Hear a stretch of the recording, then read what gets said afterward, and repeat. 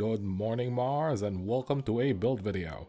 Today we are going to wastelandify this here Chevrolet. It is a Maisto car and I quite like it. I like how it's held together with screws, that's extremely handy. This build is going to be used for the Cement City campaign, and it will be one of those dust dragons we've been hearing so much about.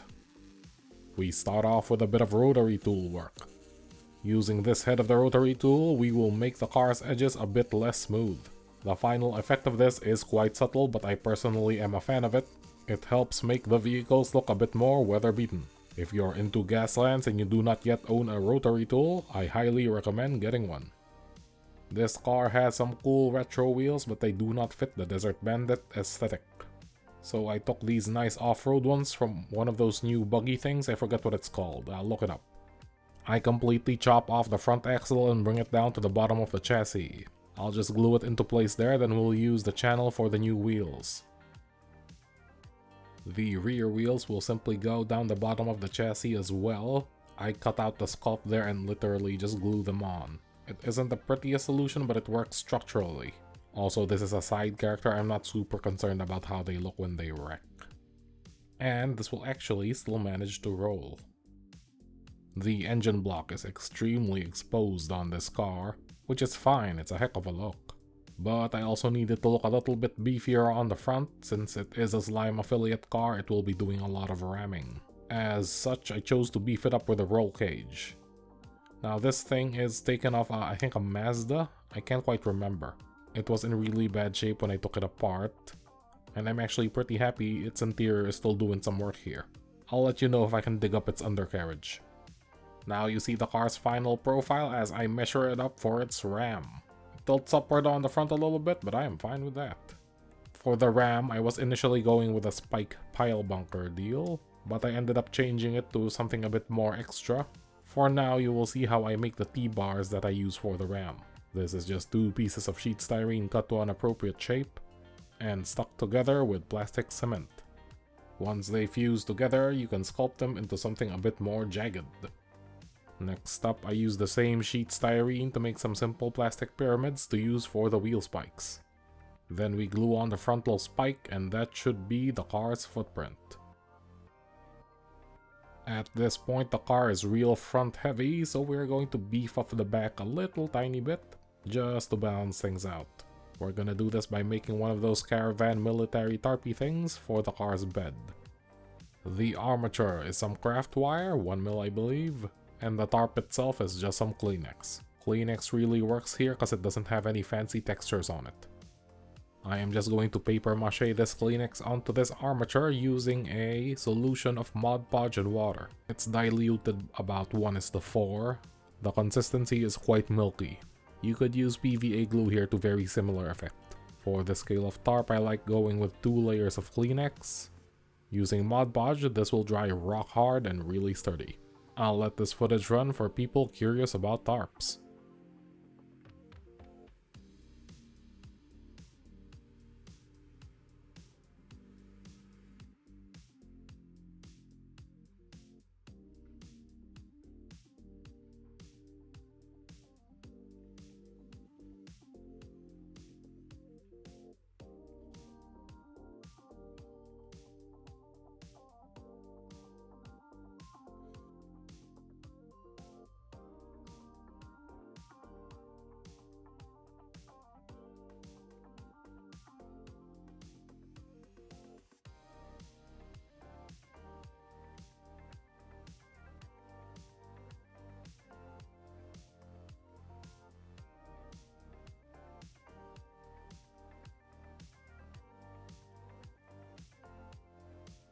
Here you will see me poking holes into the tarp using my X-Acto knife and a piece of sheet styrene. I do this as soon as I finish applying the second layer of Kleenex. The tarp is very malleable and fragile at this stage, so do be careful.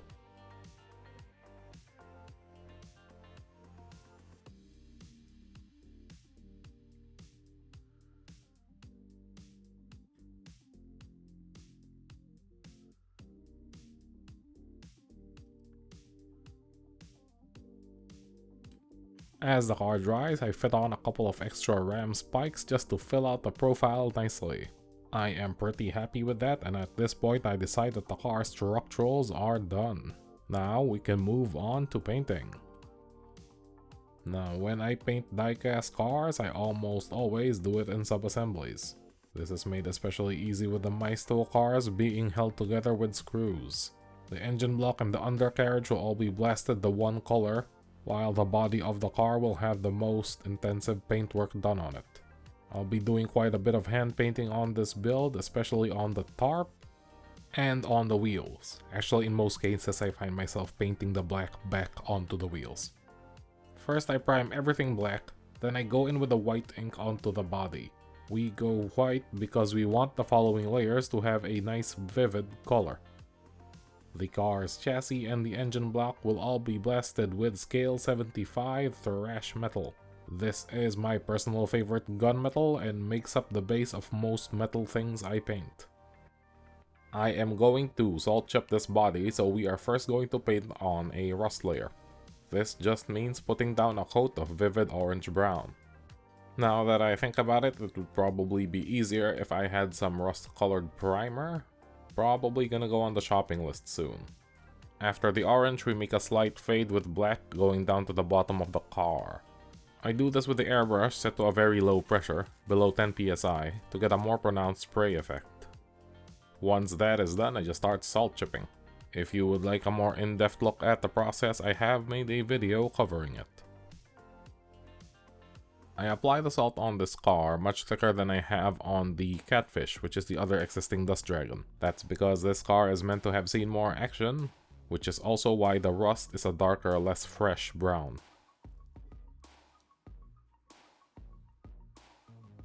I make sure that salt is bone dry before I proceed to the next step, which is reapplying the white ink layer.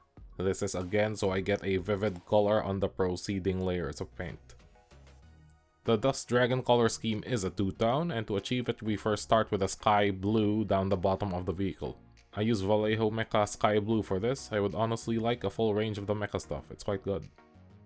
Next, we blast the top half of the vehicle with Vallejo Mecha Yellow Fluorescent.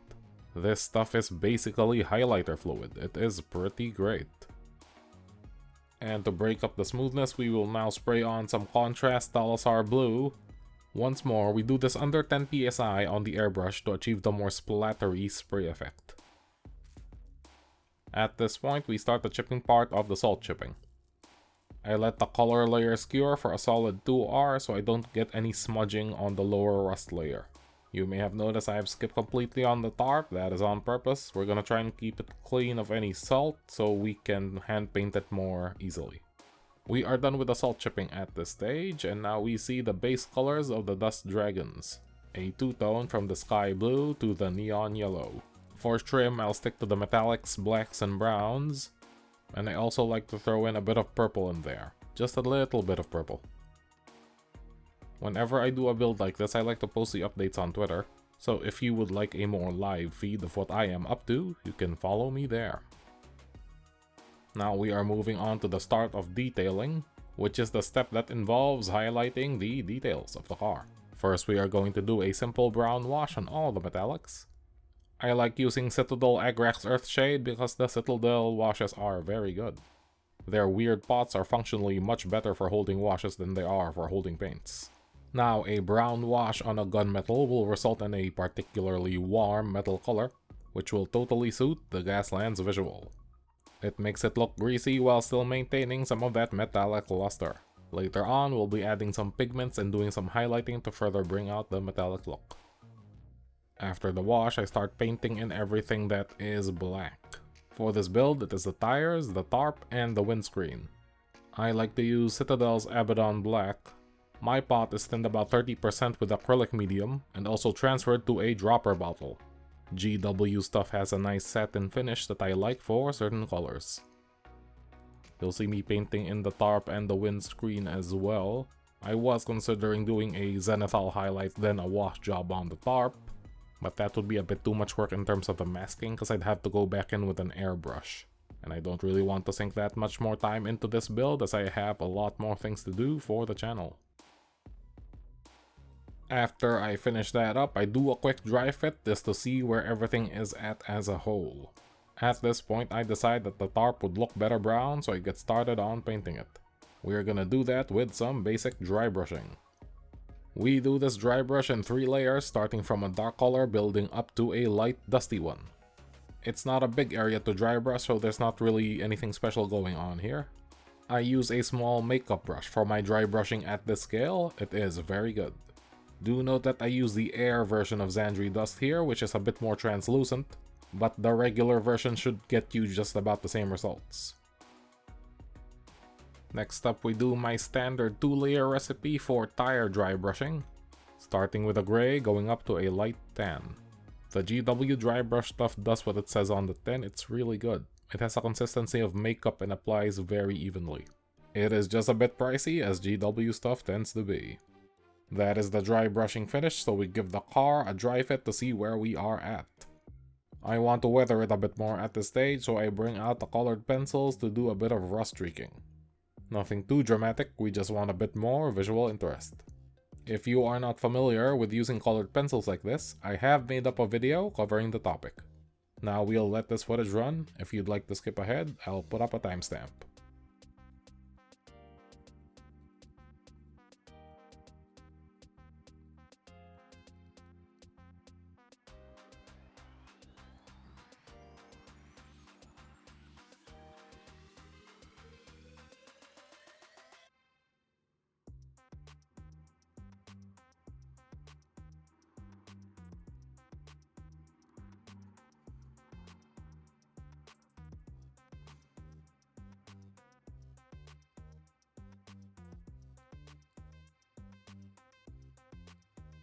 Now we bring out the orange pigments for a little bit of rust dusting. We'll favor the recesses, the bottom of the car, and some of the edges for this effect, but we don't want to make it too dramatic. If you are not familiar with pigments, I also touch on them on the colored pencils video. After the body, we also rust up the chassis and the engine block. This can really help contribute to your metals looking like metal. I do try to keep the engine itself rust-free because I imagine the driver would like it in tip-top shape. After I'm happy with all the pigment work, I go over the entire thing with some matte spray. I use Artist's Matte Medium through an airbrush, and that helps maintain the color of the pigments much better than the spray can stuff does. It will, however, have the effect of slightly dulling down your metallic colors, but we are just about to do something about that. First of all, Scale 75 metallics are some of the best metallics I have ever used for hand brushing. They have an awesome luster and blend in really well with each other. As such, I have taken to edge highlighting my metallics with the Scale 75 Heavy Metal color. The first time I edge highlighted with these colors, it turned out pretty alright, and ever since then I have been using this formula a lot. It can be frustrating to try capturing this effect on camera, especially because it reads better in still images. I have put the before and after up there side by side so you can make your own calls. Edge highlighting is an involved and time-consuming process, but I personally find the look very worth it. Here we see the new addition to the cast side by side with Catfish. They look very much like part of the same team, which I am happy with, but I'd also like this new car to have a bit more seniority, so we're gonna give it some heraldry. After a bit of freehanding, I end up making up the Dust Dragons logo. I'll make a video on this once I refine the process a bit more. I've also decided that the dragons will be numbered and that this car will be number 1. And that about wraps up that build. I have yet to name this Dust Dragon so far. If you have any ideas, leave it down in the comments. Then you might hear me say it in the funny voice during one of the episodes. I'll get a glamour shot done for social media and for the thumbnail, and probably for this part. But I won't be featuring this car too much otherwise, it is a side character after all. If you've liked what you've seen today, give us a like. If you would like to see more, just hit the subscribe button. I've always got more stuff in the way, especially now with the giveaways. Thank you so much for watching. Until next time.